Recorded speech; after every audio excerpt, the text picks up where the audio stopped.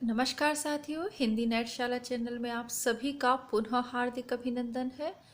हिंदी साहित्य की उच्च स्तरीय प्रतियोगी परीक्षाओं की प्रमाणिक तैयारी हेतु हम पढ़ रहे हैं राम स्वरूप चतुर्वेदी जी की फेमस बुक हिंदी साहित्य और संवेदना का विकास। इसके अंतर्गत आधुनिक काल की हम तैयारी कर रहे हैं। आधुनिक काल में छायावाद के अंतर्गत हमने निराला और जयशंकर प्रसाद को पढ़ लिया था।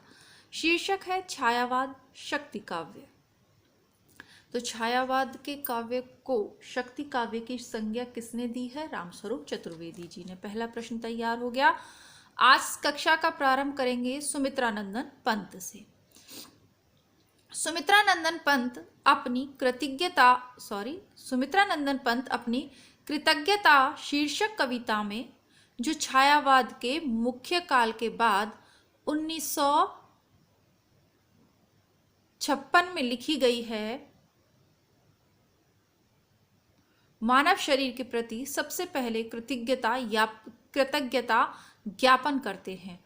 मैं कृतार्थ हूँ देह तृणों के लघु दौने में, तो मेरी आत्मा का पावक करती धारण।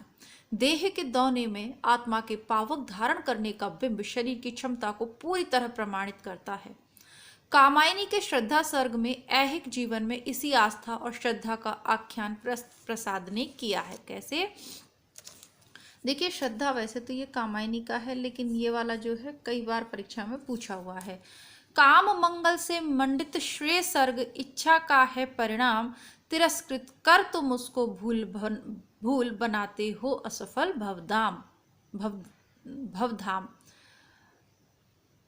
है ना? काम की जो भावना है वह मूलतः देह में ही वास करती है, तो इसी को आधार बना के यानी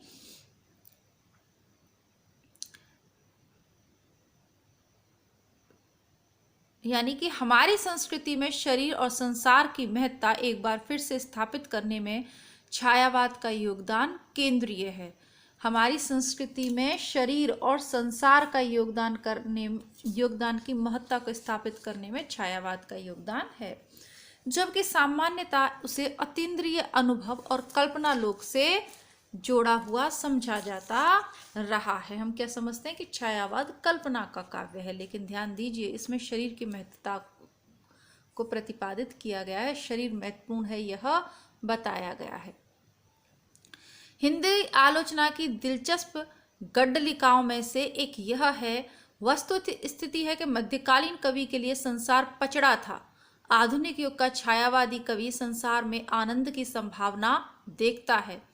प्रसाद के प्रबंध काव्य कामायनी और पंत की संक्षिप्त कविता कृतज्ञता, दोनों में संसार और देह के प्रति चिंता और कृतज्ञता की भावना आरंभ करके कवि आनंद की भावभूमि तक पहुंचता है। चेतनता एक विलसती आनंद अखंड घना था। कामायनी, देखिए आपको दुख हो रहा है, सुख हो रहा है, उस सब का माध्यम, ये अनुभव करने का माध्यम तो शरीर ही है। आत्मा तो अजर अमर है, लेकिन इस संसार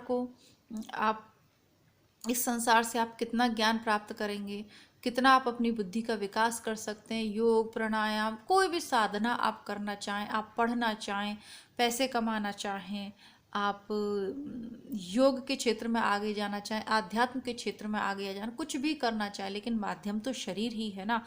तो शरीर की जो इम्पोर्टेंसी है, जो महत्ता है, वो छायावाद के कवियों ने बताई है। केवल कल्पना का काव्य ही छायावाद का काव्य नहीं है।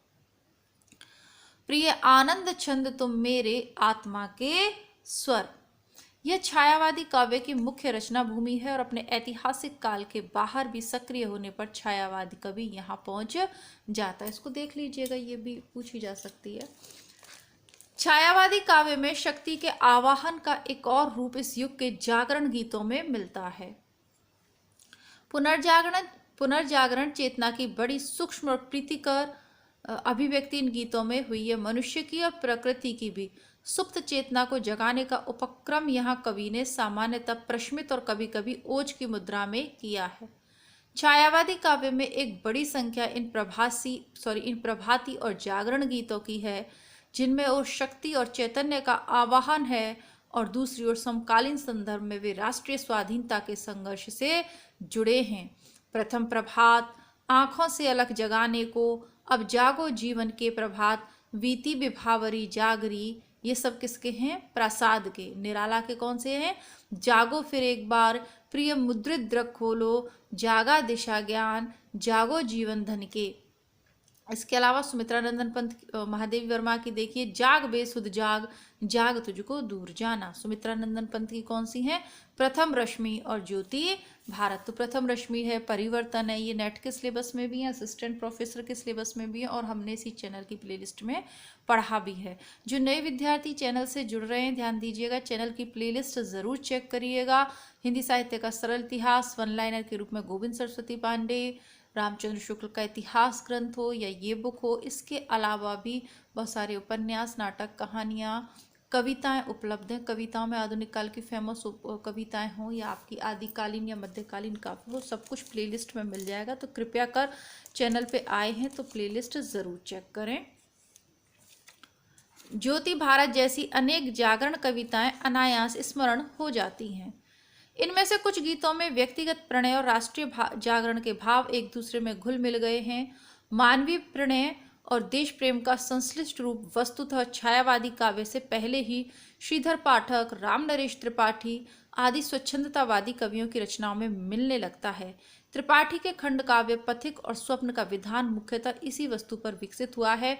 मुख्य बात यह है कि छायावादी काव्य के इस बहुत बड़े अंश में पुनर्जागरण की चेतना सीधे लहराती है। गीतों की अतिरिक्त लंबी कविताओं के खंडों में जागरण का यह स्वर गूंजता है। आंसू के बाद के हिस्से में एक पूरे का पूरा खंड प्रातःकालीन बिंबों के बीच जागरण वेला को चित्रित करता है। कैसे? वह मेरे प्रेम भी हंसते जागो मेरे मधुबन में, फिर मधुर भावनाओं का कलरव हो इस जीवन में, मेरी आहों में जागो सुस्मित में सोने वाले। है जन्म जन्म के जीवन साथी, संस्कृति के दुख में पावन प्रभात हो जावे, जागो आलस के सुख में। इसी प्रकार जागरण स्वर तुलसीदास के समापन अंश में उभरता है। तुलसीदास किसकी है? निराला की। जागो जागो आया प्रभात, बीती वह बीती अंधरात, झरता भर ज्योतिर्मय प्रपात, पूर्वाचल, बांधो बांधो किरणे चेतन, तेजस्वी है तमज्ज। एक सेकंड, क्या मच्छर परेशान कर रहे हैं बहुत। दोबारा देखते हैं। जागो जागो आया प्रभात, बीती वह बीती अंधरात, झरता भर ज्योतिर्मय प्रपात, पूर्वाचल, बांधो बांधो किरणे चेतन, तेजस्वी है तमज्ज जीवन, आती भारत की ज्योतिर्धन महिमा बल। लंबी और छोटी कविताओं और गीतों की बंदिशों में विरह और प्रेम और आनंद की विविध भाव भूमियों और सर्वत्र एक ज्योति और जागरण की चेतना स्पंदित है। किस किस में? चाहे विरह की बात हो, गीतों की बंदिश हो, आनंद की भावभूमि हो, सर्वत्र सभी में एक ज्योति और जागरण की चेतना स्पंदित है। इस तरह अपने व्यक्तिगत प्रणय और राष्ट्र प्रेम की अनुभूति में और उनके संश्लेष में छायावाद मूलतः क्या है? एक शक्ति काव्य है।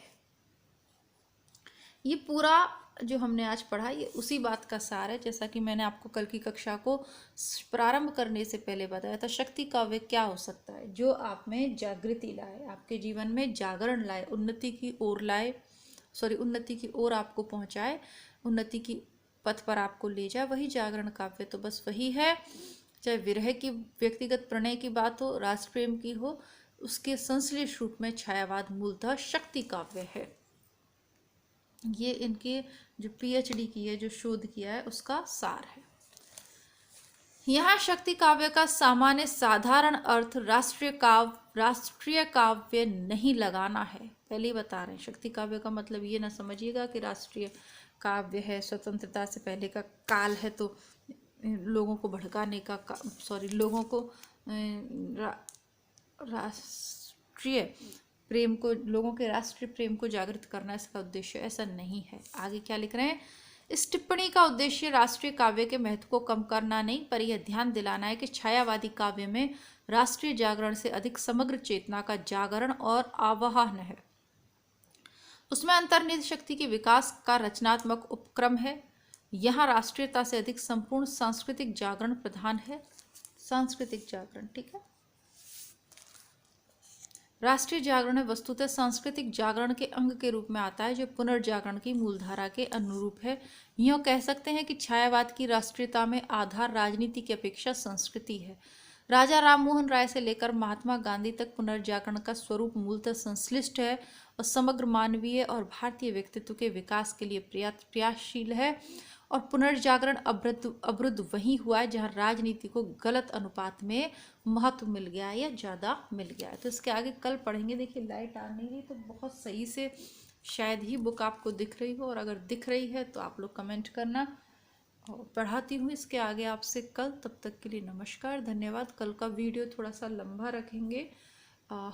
थोड़ा सा परेशान भी है। देखिए हिंदी बुकशाला चैनल शायद डिलीट ही हो गया है, यूट्यूब ने उसे हटा दिया है। तो वर्षों की मेहनत एक झटके में बर्बाद हो गई है। तो देखते हैं, क्या बोलना, कुछ बोलने को भी नहीं है। ठीक है, मिलती हूँ आपसे पुनः। तब तक के लिए नमस्कार, धन्यवाद, जय हिंद।